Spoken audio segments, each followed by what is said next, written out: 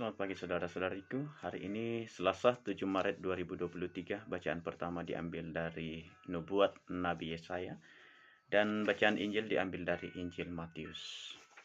Sebelum kita merenungkan kedua bacaan hari ini, mari kita memohon pertolongan Tuhan, Bapa, Putra, dan Roh Kudus. Amin. Tuhan, kami lemah, kami tidak berdaya atas situasi kemanusiaan kami. Namun kami percaya bahwa pertolongan-Mu akan segera hadir untuk kami yang lemah dan berdosa ini. Ampunilah segala dosa kami dan bukalah hati kami supaya kami mampu mendengarkan dan menerapkan sabda-Mu. Dengan pengantaran Kristus Tuhan kami. Amin. Bapa dan Putra dan Roh Kudus. Amin. Saudara-saudariku yang dikasihi Tuhan, beberapa orang berpikir bahwa dirinya sudah tidak pantas lagi di hadapan Allah karena saking banyaknya dosa atau terlalu besarnya, terlalu beratnya dosa yang ia perbuat. Sehingga ia memutuskan untuk semakin menjauh dari gereja. Putusannya ini adalah kurang tepat karena ketika ia semakin jauh dari Tuhan, semakin jauh dari gereja, maka rantai dosa itu semakin kuat. Dosa demi dosa akan semakin subur di dalam dirinya sehingga tidak bisa dikendalikan. Sebaliknya, ketika kita tahu dan sadar bahwa kita semakin memiliki banyak dosa, baiklah kita semakin mendekat kepada Allah. Karena Allah sendiri melalui Nabi Yesaya mengatakan kepada kita, sekalipun dosamu merah seperti kirmisi akan menjadi putih seperti salju. Sekalipun berwarna merah seperti kain kesumba akan menjadi putih seperti bulu domba.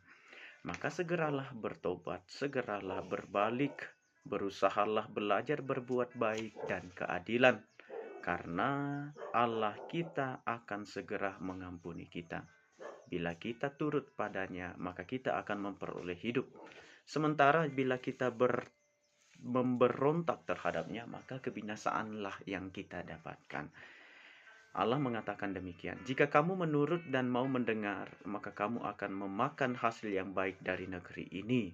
Tetapi jika kamu melawan dan memberontak, maka kamu akan dimakan oleh pedang.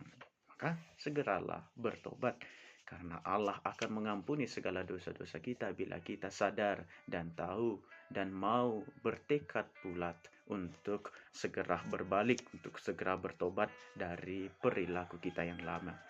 Yesus pun mengajarkan kepada kita di dalam bacaan Injil ketika Yesus bersama para murid-muridnya dan banyak orang di sekitarnya.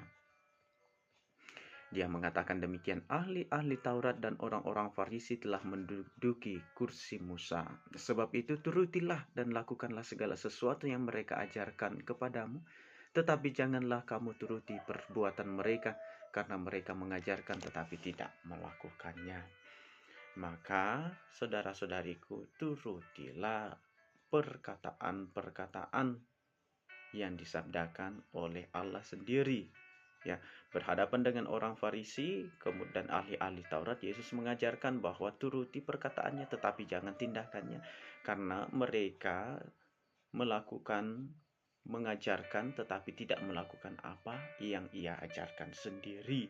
Yang ia ajarkan adalah hukum Taurat yang asalnya dari Allah sendiri. Tetapi mereka, ahli Taurat dan orang Farisi di dalam teks kita itu, tidak mampu melakukan apa yang diajarkannya itu.